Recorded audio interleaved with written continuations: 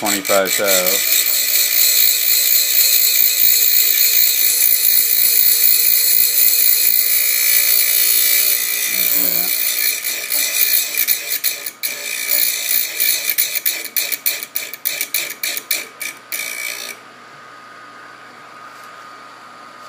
Yeah. And double check that it was flat.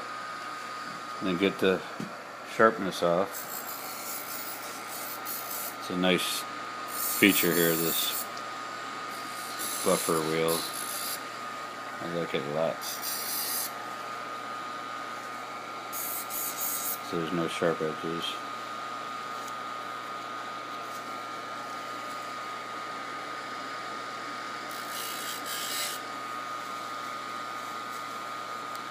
Double check that it's still flat. Then check for my 20 thou right here.